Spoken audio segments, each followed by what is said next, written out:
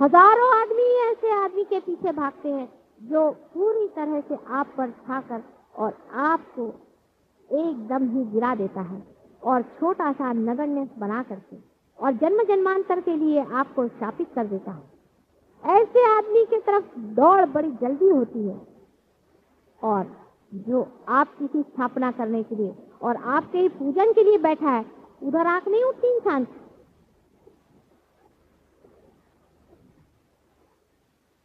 उधर विचार क्यों नहीं आता, सोच क्यों नहीं कि पागल जैसे मैं जहां दौड़ा जा रहा था, इतने दिन तक मैंने इसमें क्या पाया, इस चीज में मैंने कौन सी ऐसी शक्ति पाई है जो मेरी अपनी स्वयं।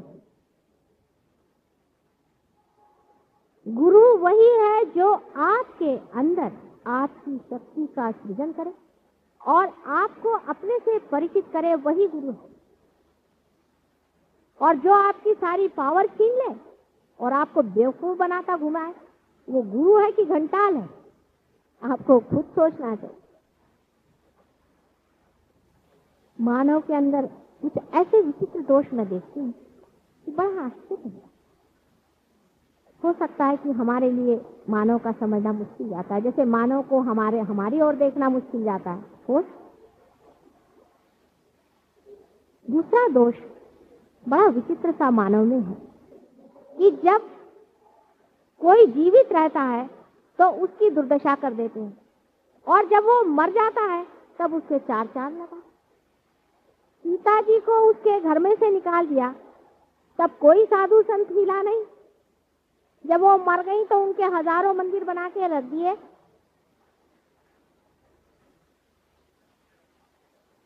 क्राइस्ट को क्रॉस पे चढ़ा दिया।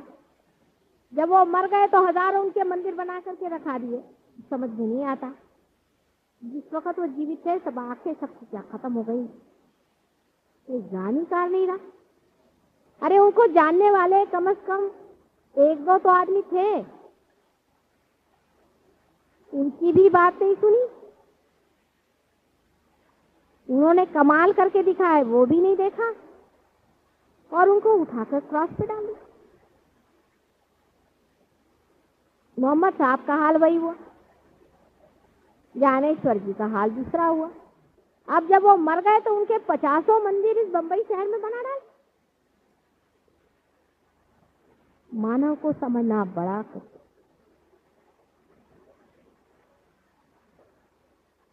कि जब सत्य जीवित खड़ा हो जाता है तब मानव पीठ मोड़ लेता है और जब वो किसी आत्मा में मृत होकर खत्म हो जाता है तब मानव अपने माथे पे लगा के मैं फलाना, मैं डिकाना, मैं ज्ञानेश्वर जी का संत हूं, मैं फलाने का डिकाना हूं और घूमता।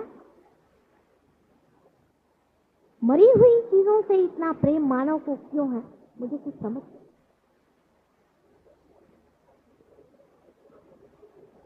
जो विनाशी चीजें हैं उससे क्यों इतना प्रेम मनुष्य करता है। रियलाइजेशन के बाद ही मैं देखती हूँ कि थोड़ा डगा डग मन चलते ही रहता।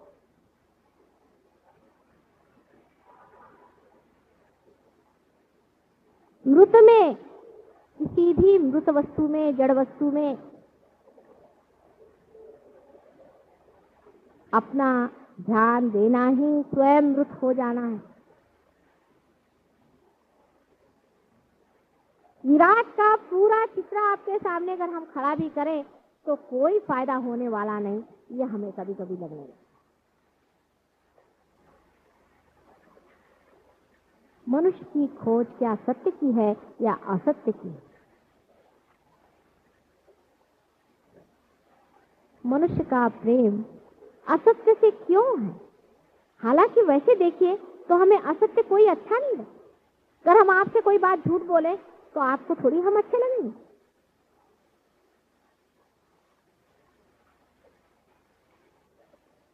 लेकिन सूक्ष्म से सूक्ष्मतर मनुष्य अपने को अगर जांचे तो ये देख सकता है कि उसमें जड़ के और मृत के और ध्यान बहुत अधिक है, बहुत ही अधिक है।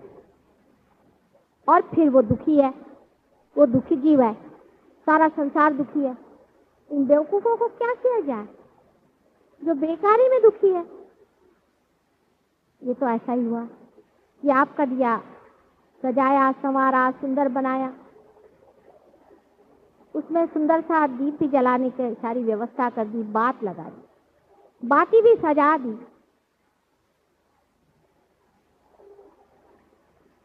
और दीप भी जला दिया, तो भी आप दुखी हैं, अंधेरे में हैं।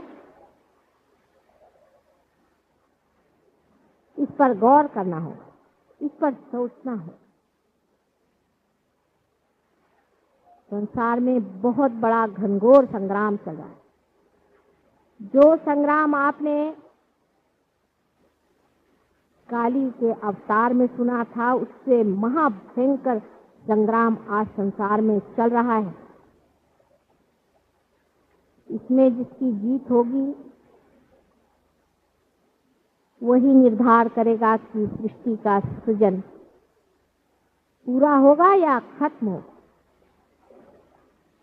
एक तरफ तो पूरी तरह से राक्षस और उनकी सेनाएं तैयार बैठी हुई हैं, अधिकतर तो मृतावस्था में ही वो हैं, और कुछ कुछ राक्षसों ने जन्म लिया हुआ है। क्या हमें उन लोगों का साथ देना है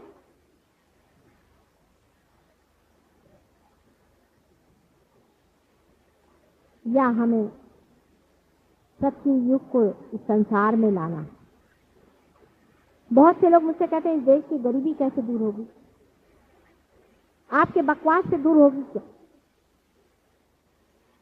वियतनाम का युद्ध कैसे बंद होगा, आपकी चिंता से बंद होगा क्या?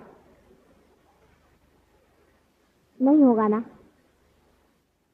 ये तो इसलिए आप बातचीत कर रहे हैं कि आप असलियत से अपना मन हटाओ। जो युद्ध वियतनाम में है वो आपके अंदर भी हो रहा है। जो अमीरी गरीबी की बातचीत है वो आपके अंदर भी हो रही है। आप अगर अमीर होना चाहें तो अपने अंदर हो सकते हैं, और गरीब दरिद्र होना चाहें तो अपने अंदर हो सकते हैं। जिस देश की आत्मा ही दरिद्री हो जाए वो देश अमीर कैसे हो सकता है?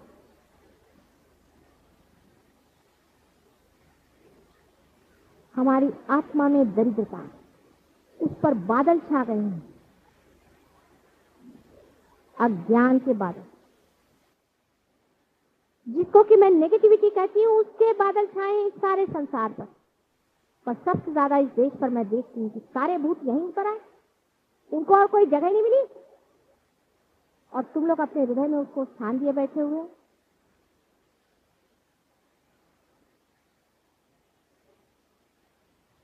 मन की दरिद्रता दूर हुए बगैर सारा सुहावना समय भी बेकार जाता है।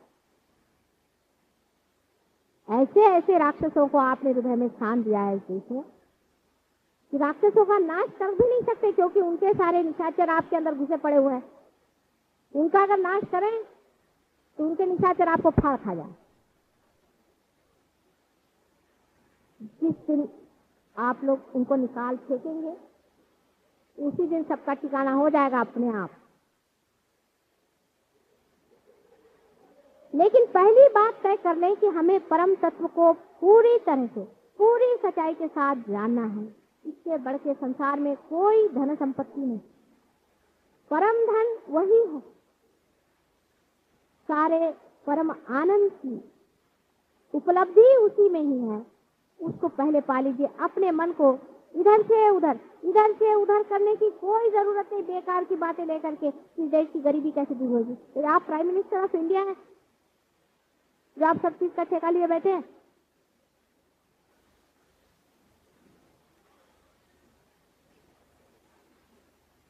गरीबी तो शायद दूर हो भी जाएगी, लेकिन आप लोगों के भूत नहीं दूर होने वाले।